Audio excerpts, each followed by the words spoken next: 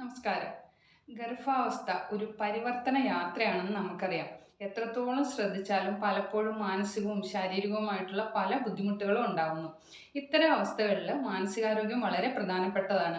ഗർഭകാലത്ത് ഉണ്ടാകുന്ന ഹോർമോൺ മാറ്റങ്ങൾ മൂലം പലപ്പോഴും ഈ മൂഡ് സ്വിങ്സും മാനസികാവസ്ഥയിലുള്ള മാറ്റങ്ങളൊക്കെ ഉണ്ടാവാം. ഇവയെ നിയന്ത്രിക്കാനായിട്ട് യോഗ, മെഡിറ്റേഷൻ അല്ലെങ്കിൽ ധ്യാനം പോലെയുള്ള കാര്യങ്ങൾ സഹായിക്കും. യോഗ ചെയ്യുന്നത് ശരീരത്തിന് നല്ല വഴക്കവും ശക്തിയും ഒക്കെ നൽകുന്നു. സുഖപ്രസവത്തിനുള്ള സാധ്യതയും വർദ്ധിപ്പിക്കുന്നു. ഗർഭകാലത്ത് ഉണ്ടാകുന്ന നടുവേദന, ക്ഷീണം തുടങ്ങിയ ബുദ്ധിമുട്ടുകളൊക്കെ അകറ്റുന്നു. പിന്നെ ശ്വസന വ്യായാമമായ പ്രാണായാമം, അതുപോലെ ധ്യാനം ഒക്കെ ഗർഭകാലത്ത് ഉണ്ടാകുന്ന ടെൻഷൻ, സ്ട്രെസ്, മറ്റു മാനസിക ബുദ്ധിമുട്ടുകളൊക്കെ കുറയ്ക്കുന്നു.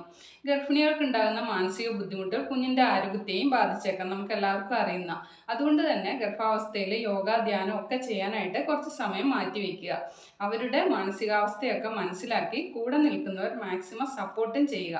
പ്രത്യേകം ശ്രദ്ധിക്കേണ്ടത് യോഗ, മെഡിറ്റേഷൻ പോലെയുള്ള കാര്യങ്ങളൊക്കെ ചെയ്യുമ്പോൾ ക്വാളിഫൈഡ് ആയിട്ടുള്ള ഒരു ഇൻസ്ട്രക്ടറുടെ മേൽനോട്ടത്തിൽ മാത്രം ചെയ്യാനായിട്ട് ശ്രമിക്കുക.